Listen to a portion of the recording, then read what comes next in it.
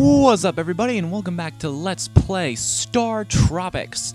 I'm Whatthefnu, and I shall call him Mini-Me. We are currently in Chapter 6, as the game is quick to remind us, and in this episode we will be going even further into Chapter 6. Let's just take a right at that fork right here, you know, as opposed to taking a left at the left right there. What am I even saying anymore? Anywho, this isn't the way I wanted to go. Hello. We are going to go all the way to the right here, because there it is again. There is something I need to pick up. I almost said pick up there, which would have made it even worse. Can I get 2 words out of my mouth here without sounding like a total idiot? Too late. Down here, there is a very special heart container right here, or big heart, I'm sorry. That's something I still haven't shaken from the original. Yeah, of course, it'll fill up your health and it'll give you an extra container, you know, an extra little unit of life, but there's something very special about this particular big heart. Let me cut to a different recording real quick, just so you can see what's actually going on here. It turns out that if you pick up this big heart, you go to the dungeon, you kill yourself in the dungeon, and you end up back out here, you can come all the way back around the bend again, and then the heart container will be back. You can keep on, theoretically, collecting big hearts until you fill up your entire meter. Now, personally, I will not be doing this right now. I will just be doing this legit and going in with what I've got. However, I don't really blame you for picking up all of those hearts and maxing out your life using that glitch, because, well, like I said, this is the part of the game where things start getting really hard. However, this next level isn't the one that's really got me worried. It's the one right after it that makes me sweat, and I'll explain why when we get there. If I ever get there at all, considering I can't really figure out where the hell I'm going right now.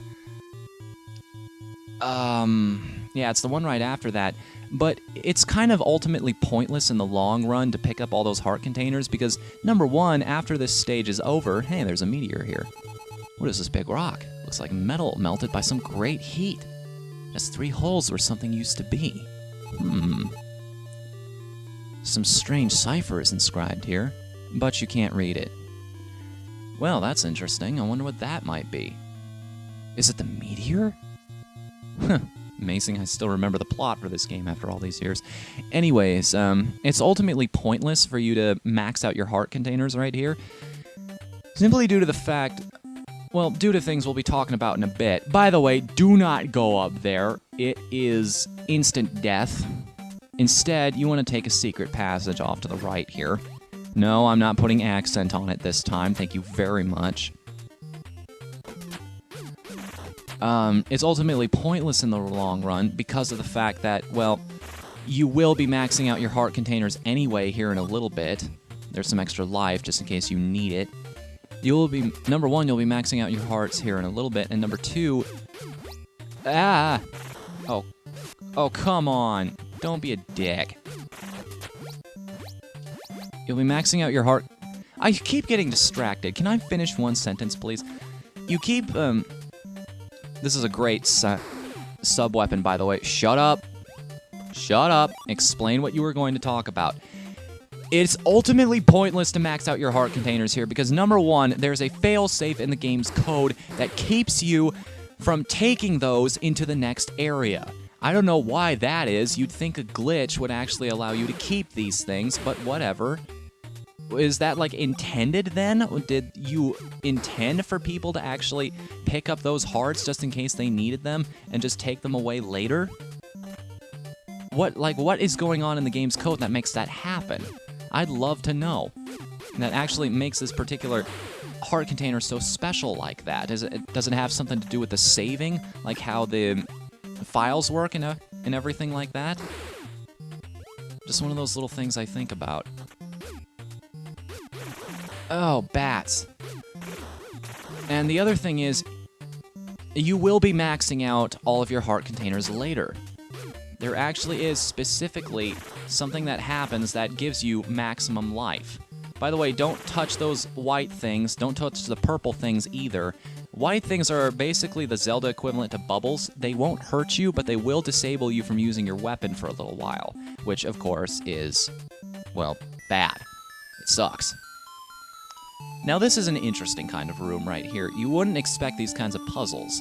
You jump up here, then you go back around, and you make a blind jump into the other screen right there. Whatever you do, don't jump back up again from the left right there, because, hello, you will die.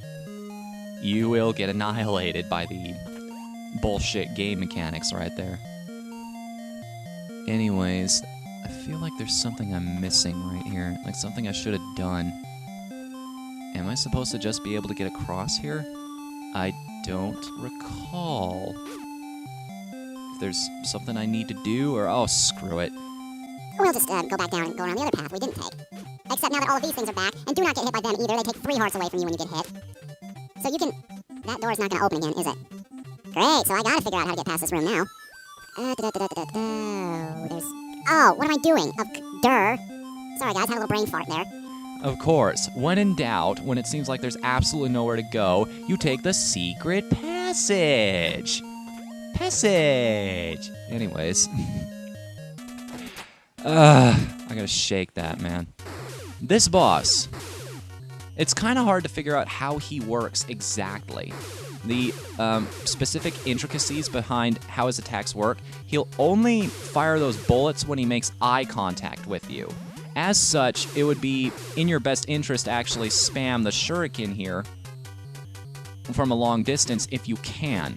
If you just happen to have them on your person at the time. But whatever the hell you do, don't let this guy touch you, because it, as far as I remember, is instant death. Yeah, harsh, isn't it? I'm not gonna pick that up, because at this point I usually lose lives instead of gaining them. Although really, if I lose my Morning Star, it won't really matter that much anyway. Oh, +2! Well, thanks for extending my suffering even longer if I happen to screw up somewhere in here. It's really appreciated, guys. Thanks. So anyways, yes, I didn't really explain how these particular weapons work. The shuriken. You press the button once, and you hit it again to make them split out like that. It's kind of a cool mechanic, how they actually do that. Is there another... Is this the one I'm thinking of? With the hole in the wall on the left? No, this is not the one. I don't think I'm ever gonna find that particular one I was thinking of. This room is a bit trickier than the last one with the snakes. So first we have to do that, and then we have to get this thing out of our way. I'm just gonna collect the stars because I feel like it. And bingo. Bingo was his name, oh. There was an archaeologist, had a cousin, and Michael was his name, oh. M-I-K-E-O. Yeah, that joke died out long before I even started it. I'm sorry. Oh no, now they're gonna start getting faster. I forgot how these guys work, because I haven't played the game in forever. It's just not good. It's just not good. I believe you get treasure. Yes, you do. You just gotta stomp on these buttons real quick. Well, that makes up for some of the damage I just took. Some of it, not all of it.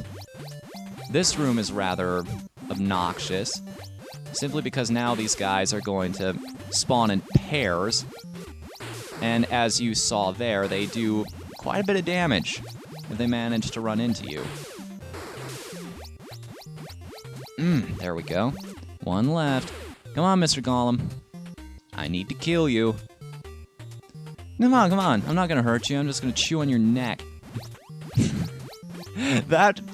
That line always bothered me when I watched that movie. It just seems so violent. Like, I didn't really hear those types of things in movies when you're a kid, and you start to appreciate those things as you get older. Like, maybe somebody would have complained about that nowadays. Oh, hello, you. Wait! Give me one more chance. Yes! This is it!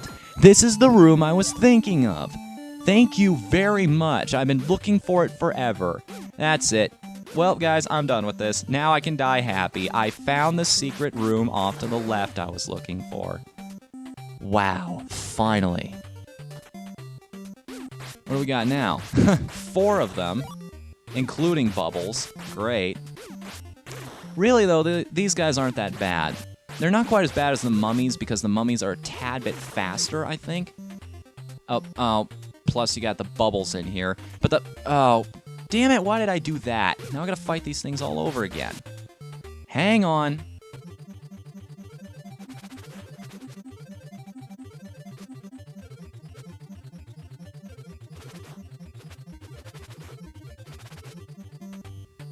Yeah, it makes it even more agitating that the Bubbles can move in all 8 directions as opposed to you, who can only go in 4.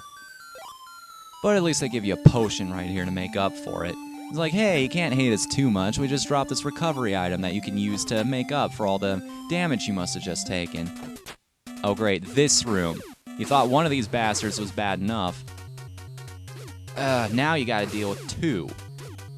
As is the strategy in any encounter where you've got multiple really tough enemies, what you want to work on is taking out one at a time. Or just, you know, attacking whoever's convenient if you're not really thinking and can't focus too much because you're talking over a video and everything. In which case, of course, you would go for the easier strategy and just the not have to think about it as much strategy because, hey, you're focusing on what you're saying because you want to be entertaining and you want to get people to like you. So they recommend you to friends, they subscribe, they hit the like button at the bottom of the video, you know, things like that. Of course, those are just little niceties in the grand scheme of things, aren't they? Ah, come on. Seriously, die. With you!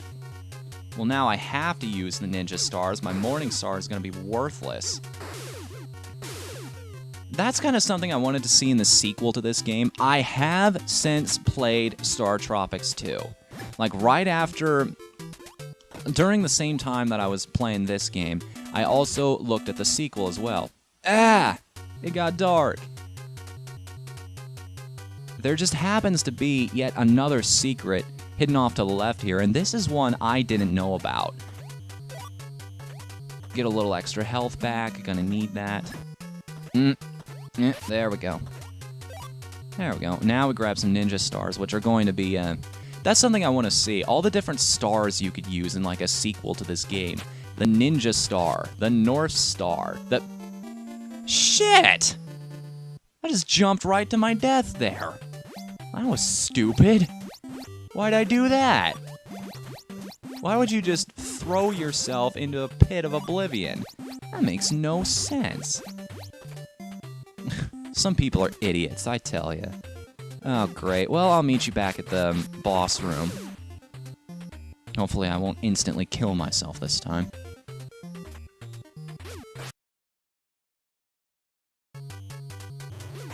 Oh! Just had to go that direction, didn't you? Yeah, just hit me again. Prolong it. Prolong it. Nobody cares. I don't need to save computer space. No.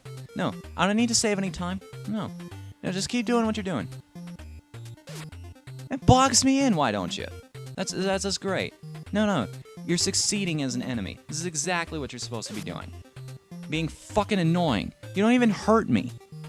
You don't even hurt me. You know what you are? You're nothing. You're a distraction. You're just here to be agitating. You're not adding any real kind of challenge, no.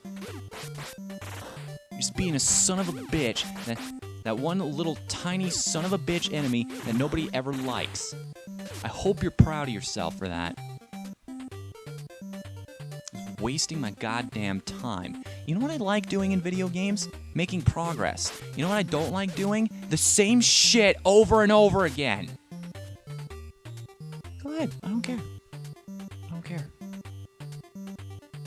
Wait, I just realized I didn't even have to fight those guys.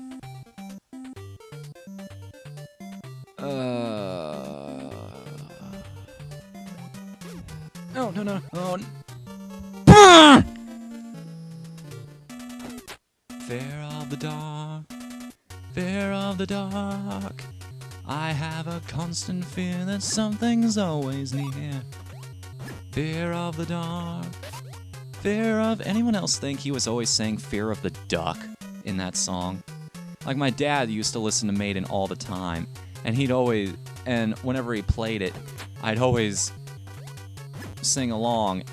I always thought the lyrics were "Fear of the Duck." It's just one of those things you think as a child.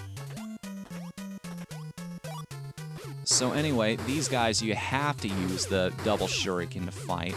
There's just no other way about it. You have to use this weapon.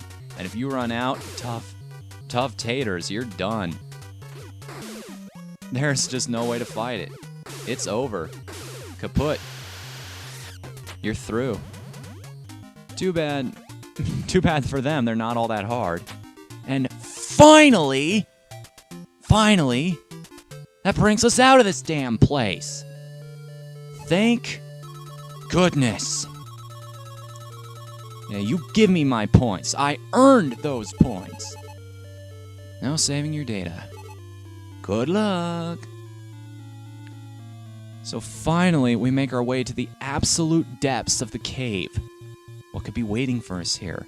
What mysterious secrets are at the bottom of... Hey, that's a big... Wow. That's one hell of a chasm. Huh. I wonder, is that where the meteor crash landed through? So anyways, right around the bend, around the corner, and... Could it be? Is it? Is it? Could it be? Hey, Mike, it's me, Uncle Steve.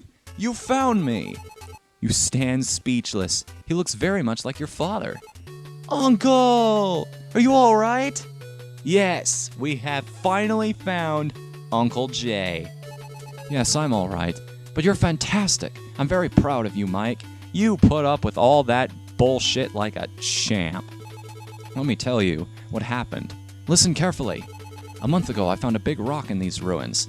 I think you know the one. I decoded the cipher. It told of an incredible story. How incredible? Are we talking like The Incredibles incredible, or just sort of on a faraway planet called Argonia? The Argonians battled evil aliens. The Argonians were all but destroyed. They sent their last escape pod to Earth. Mike! The rock you saw is the burned remains of that escape pod, and the pod was carrying 3 powerful magic cubes. Ah, that's what those holes were. I just figured somebody was having a really bad day and decided to take it out on the ship. I'd be pretty pissed too if I crash landed on a distant planet. They are very important. The evil aliens chased those magic cubes to Earth and abducted me to get at them. The story is complicated. Do you want me to repeat it? No. I love how it defaults to yes. I'm ashamed. I was too weak. Now they've taken them from the big rock. The magic cubes must have been sent to Earth for a reason. Mike, please get them back from the evil aliens. You spawn bravely. I will go to the alien spaceship and get them back. Yup, the fate of the entire world, these precious magic artifacts, are going to be retrieved by a baseball player. My, what a jarring change in scenery.